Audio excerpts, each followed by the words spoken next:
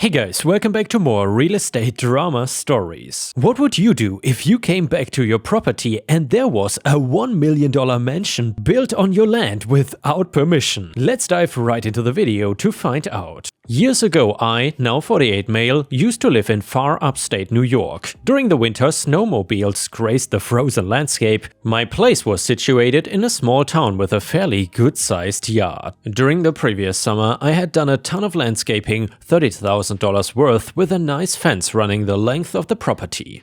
During the winter, it had snowed significantly, which left all of 3 feet of the fence, black against white, visible from the snowdrifts. One day, I was approached by some people out on their snowmobiles if it was possible to cut through my lawn. I aptly replied by pointing out the fence and explaining it runs all the way around my place and there are no access points except for my driveway. They went on their way afterwards, and about a week later the snow had come again but did not leave any drifts. I was at work and got a call from one of my neighbors telling me my fence was destroyed near the back and there were tracks from snowmobiles. When I got home later that day, I inspected the fence and sure enough it was true. Needless to say, over the course of the winter, more tracks kept showing up on my property, so the following summer I invested into a better fence consisting of reinforced concrete to look like a wooden fence. After the first snowfall and the next day of work, I came home to a wrecker in my driveway, picking up 6 snowmobiles that were totaled and plenty of sheriffs asking the riders why they had chosen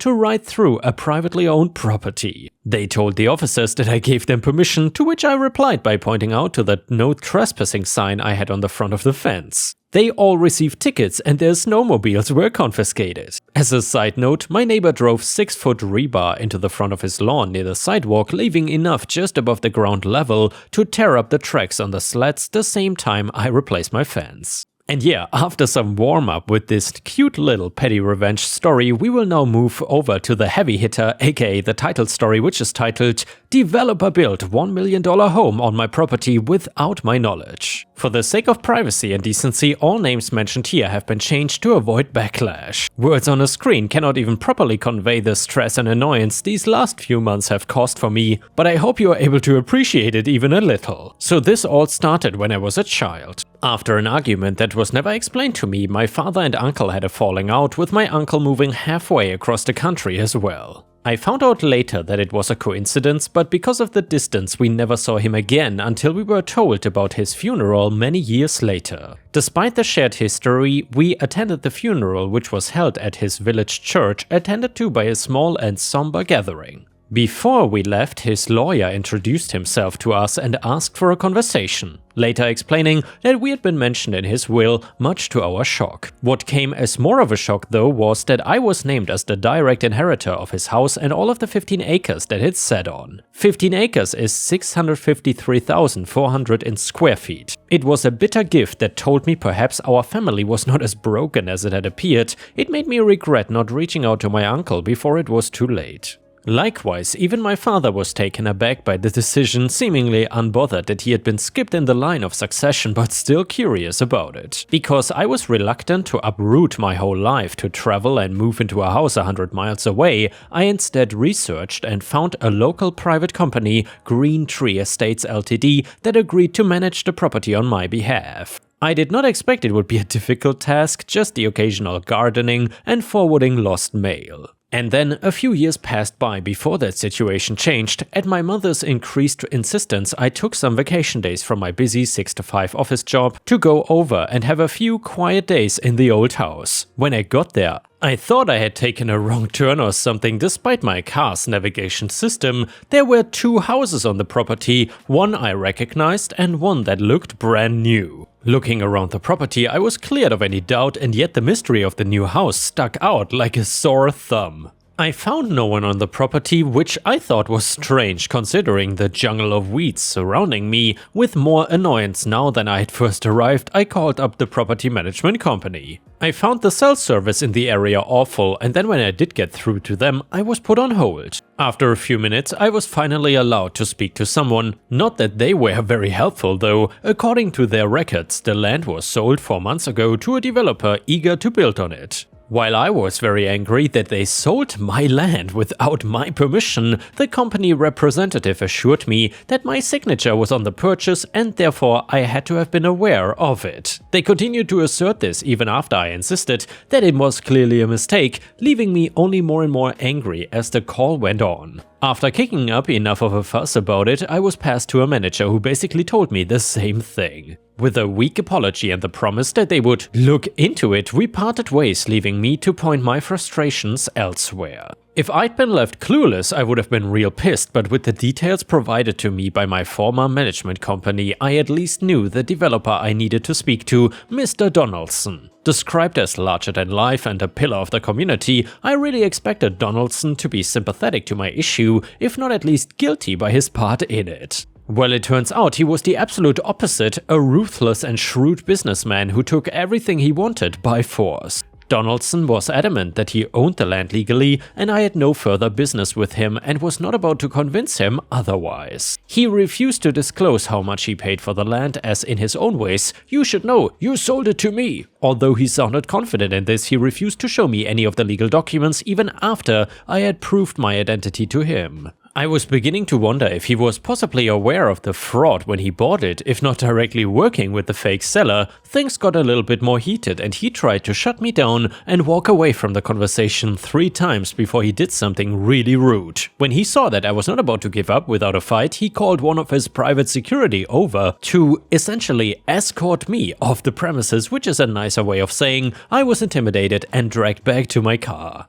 As the sun now began to drop, I chose to comply and headed for the nearest hotel. I was reluctant to leave, but also not so eager to find out what length this developer may go to eradicate a particularly pesky problem, given that he had already released his goons on me. A Google search later told me the new built house was worth a whopping $1 million, with apparent plans for further development in the near future to turn it into a complete neighborhood. Horrified, the sitemap I found suggested that he had plans to demolish my uncle's house to make even more space, another thing he had kept to himself earlier. I returned the next morning but was recognized and barred from entering the property. With my last chance for a peaceful resolution completely shut down and with little time to act before things got even worse, I was left with no other option than to get the lawyers involved. A few days later, I had the lawsuits delivered by courier, one to the developer and one to the property management company. Each party were equally guilty. As far as I was concerned, the property management company authorized the sale of my property without verifying the seller's identity and then made no attempt to update or contact me,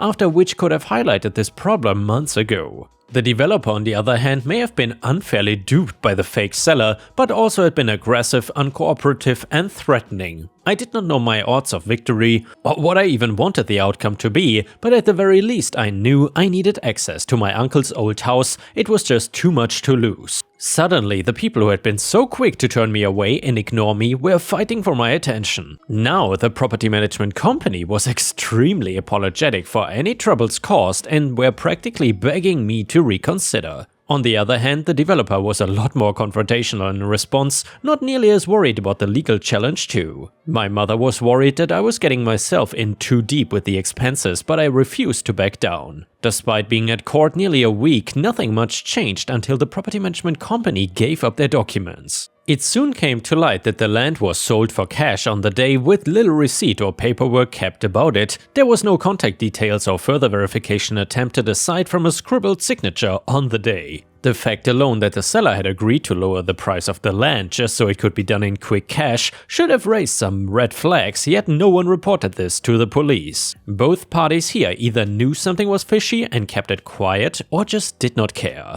After the truth came out, there was not much the opposition could say against me, and the court ruled in my favor. While I was surprised to not be offered any cash prize for emotional or property damage, what happened was even better. The developer was ordered to tear down the new house and restore the land to how it was when it was fraudulently sold those months ago. The developer was red with rage. He practically forced a lawyer to appeal for a retrial, but it was denied because there was no cause for it. The property management company was fined $200,000 for gross negligence, failure to comply to standard security procedures, and miscommunication. As for the fraudster themselves, the police later gave a public briefing on my case after finding a string of similar incidents across the country, which they believed all to be by the same person. The suspect is still at large, with little discovered about his true identity, but now the world knows to be more careful in such situations, and he knows the police are closing in. And yeah, Ripe Stars, before we continue, please don't forget to subscribe to my channel if you haven't already, because we are getting closer and closer to 130,000 subscribers. Thank you so much, and the next one is another property malicious compliance story.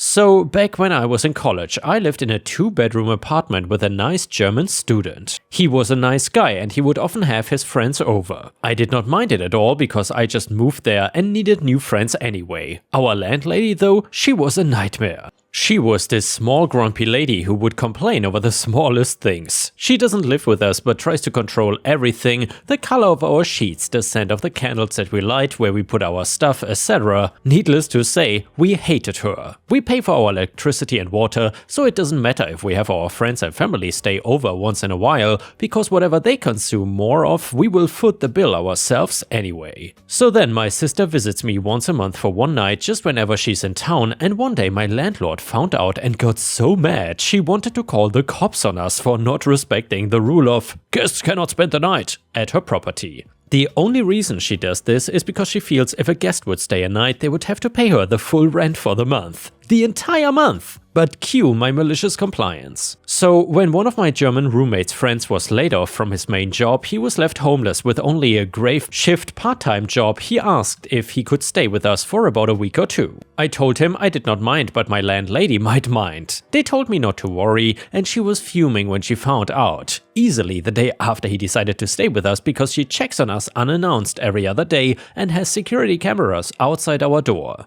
She threatened to call the cops on us again, and all my roommate said was, "But you told us explicitly that no one can spend the night at your property. He's never here at night because he's working, so there's no rule broken here." She had nothing to say to that and left. We could hear her screaming from inside her car that was parked right outside. Edit, I had to pull my copy of the contract out, and we didn't have a specific clause on overnight guests, nor do we have a clause on visits. It did say at the end though that whatever isn't explicitly stated when questioned will pivot on California state laws. So basically this was totally illegal. My roommate and I were just young stupid international students who let her get away with it, but it definitely makes for a fun story though. And yeah guys, if you enjoy these small malicious compliance / petty revenge stories, please don't forget to let me know in the comments, and while you're at it, please also don't forget to like the video, since that would help me tremendously. Thank you so much. The next one is a fence malicious compliance story. A few years ago, I was building a new fence for a friend of mine. I had to remove the old sections that were falling apart first, of course, and when I got to the intersection of his back fence, his side fence, and the next door neighbor's back fence, I carefully separated the neighbor's fence from his one, and proceeded to carry on removing the side sections that went between their two properties. My friend had told me that the side section was 100% on his property, and that the previous owner, 30+ years ago, had deliberately given the next door neighbor's property an extra foot or so. Basically to ensure that he was building on his own property without calling for and paying for a survey. The neighbor Susan, whom I will refer to as Karen for the remainder of this story, came running outside screaming at me that I couldn't remove the side fence and it was their property,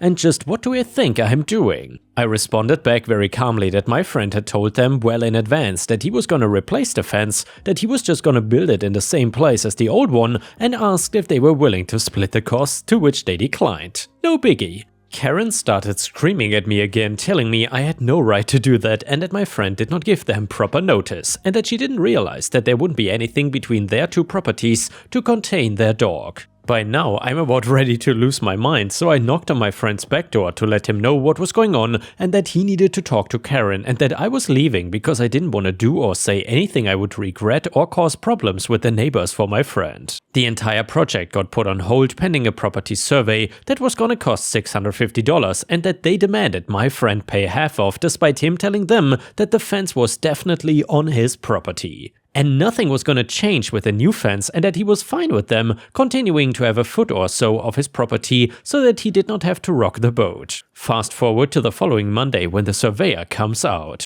Turns out the old side fence was not just a little on my friend's property, but almost 10 feet onto his property, and the neighbors had built up raised flower beds and done a nice brick retaining wall right up along the fence line that they had spent a lot of money just in materials for. Never mind the time they put in constructing it. Needless to say, my friend came away with the biggest crap-eating grin. For the mere price of $325, he was entitled to expand his yard of more than 30 years by about 800 square feet, and Karen and her husband, who happened to be the polar opposite of his wife in personality and were super nice, spent the next week moving their garden, retaining wall, and all of the dirt that was on my friend's property so that I could build the fence on his side of the actual property line. They then hired the cheapest contractors they could find to slap up a fence on their side of the property line. They spent almost as much as my friend did on their new fence. I gave my friend the friends and family discount. 3 years later, the last 20 feet or so of their fence is on the ground already because it was such a crappy job that it fell over in a moderate windstorm this past spring. My friend's fence is still standing rock solid, and his dogs are definitely making good use of the extra 800 square feet. And yeah, Ripe Stars, it seems like if you wanna have a conflict with your neighbor, the best way to start that is by having a fence in the first place.